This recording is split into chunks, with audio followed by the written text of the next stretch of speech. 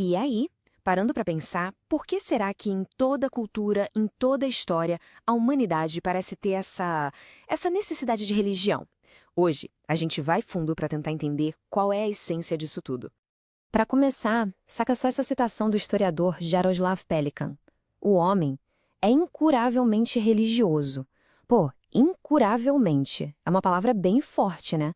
Parece que é uma condição mesmo, uma coisa da qual a gente não tem como escapar. E é isso que nos leva à pergunta central que vai guiar toda a nossa conversa aqui. Mas por quê? O que está por trás desse impulso humano que é tão persistente e universal? Beleza, então vamos mergulhar nisso. A gente parte dessa ideia de doença incurável, entre aspas, claro. Só que, se essa é uma condição universal, as formas como ela aparece, nossa, são incrivelmente diferentes umas das outras. E a diversidade é impressionante, de verdade. Ao longo da história, a gente já viu de tudo. Religiões animistas, totemistas, politeístas, monoteístas. Algumas com deuses cheios de falhas, sabe? Super instáveis. Outras, como o budismo, nem têm um deus central. E aí tem umas que são quase que puramente místicas, tipo o zen budismo, enquanto outras, como o confucionismo, focam total na ética. A pergunta que fica é, com tanta coisa diferente, será que existe um ponto em comum em tudo isso? Ok, e essa pergunta nos leva para a segunda parte da nossa investigação. Agora, a gente vai dar uma questionada em algumas ideias bem comuns que temos sobre deuses para tentar achar uma motivação que talvez seja ainda mais profunda, a nossa relação com a morte. Sabe, quando a gente pensa em Deus, geralmente vem à cabeça a figura judaico-cristã, né? Onipotente, onipresente, super envolvido com a nossa vida. Mas olha, essa tá longe de ser a única ideia. Pega o filósofo grego Epícoro, por exemplo. Ele imaginava deuses totalmente diferentes. Para ele, os deuses eram perfeitos, sim, mas distantes. Eles não se metiam, de jeito nenhum, na bagunça que é a vida dos seres humanos. E essa citação do Epicuro resume a ideia perfeitamente. Ele fala que os deuses só aceitam a convivência com os seus semelhantes e consideram estranho tudo que seja diferente deles.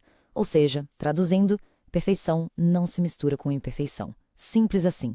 Não tem contato, não tem ajuda, não tem castigo, nada. Então, peraí, se a questão não é agradar deuses que estão lá longe, qual é a questão? Bom, para o Epicuro, o grande problema da humanidade era o medo da morte. O conselho dele era: acostuma-te à ideia de que a morte para nós não é nada. E por quê? A lógica é simples. Enquanto a gente existe, a morte não chegou. E quando ela chega, a gente não existe mais para sentir. A filosofia dele era toda uma tentativa de libertar a gente desse sofrimento específico. Acontece que os conselhos do Epicuro não resolveram a parada para a maioria das pessoas, né? Aí, milênios depois, vem o filósofo Hans-Georg Gadamer e oferece uma outra visão. Ele sugeriu que a religião talvez não seja uma resposta aos deuses, mas sim uma resposta a uma coisa que só a gente tem, a consciência de que somos finitos. A gente sabe que vai morrer. Então, o ponto-chave aqui é esse: o que nos torna diferentes de todos os outros animais. Para Gadamer, é exatamente isso.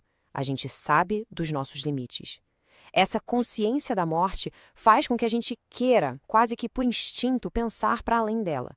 E é por isso, segundo ele, que nós somos os únicos seres que enterram os seus mortos. Pensa bem, não é um ato prático, é um ato simbólico. É uma forma de honrar, de guardar a memória, algo tão fundamental quanto a própria linguagem. E é justamente essa necessidade de pensar para além que nos traz para o coração da nossa análise.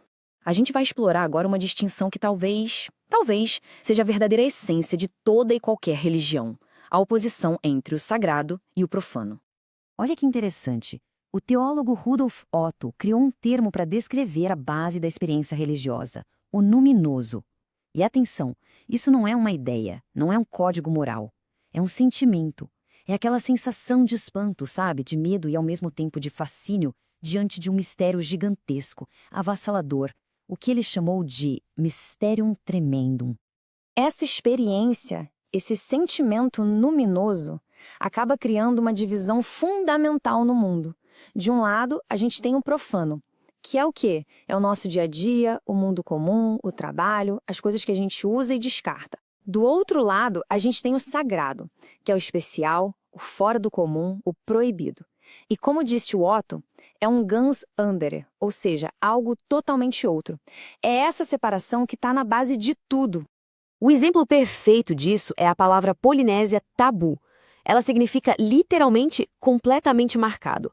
Algo que é tabu é sagrado e proibido ao mesmo tempo, é intocável. E o oposto direto disso é noa, que quer dizer comum, geral, liberado.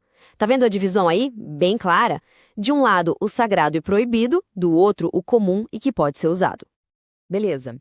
Então a gente tem essa divisão fundamental, sagrado e profano. Mas a pergunta de $1 milhão é: de onde vem o poder do sagrado? Por que ele é tão forte? E é aqui que a nossa última parte chega com uma resposta que, olha, é bem surpreendente. A origem de tudo isso pode estar na própria sociedade. Quem chegou com essa ideia foi o sociólogo Émile Durkheim. E a tese dele foi revolucionária. Ele disse o seguinte: essa força especial, anônima, superpoderosa que a gente sente no sagrado, na verdade, é a força da própria sociedade.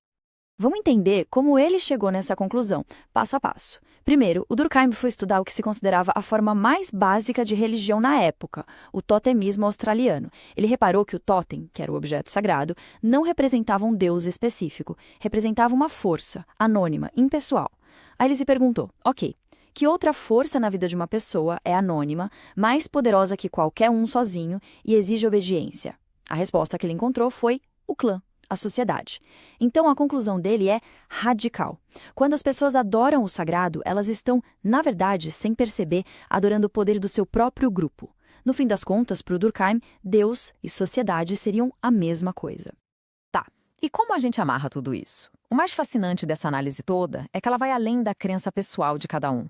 Não importa se a pessoa se considera religiosa ou não. No fim das contas, todo mundo é, de alguma forma, tocado por esse espírito da religião. É exatamente como diz a nossa fonte. Crédulos e incrédulos, de uma forma ou de outra, somos tocados pelo espírito da religião. Essa dinâmica entre o sagrado e o profano, essa força do coletivo que molda quem a gente é algo de que aparentemente ninguém escapa.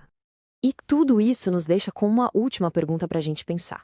Se essa divisão entre sagrado e profano é tão fundamental assim, onde mais, fora da religião oficial, a gente traça essa linha? Pensa aí em bandeiras, monumentos, hinos ou até no estádio de futebol num dia de final. Onde mais na vida a gente cria as nossas próprias coisas sagradas?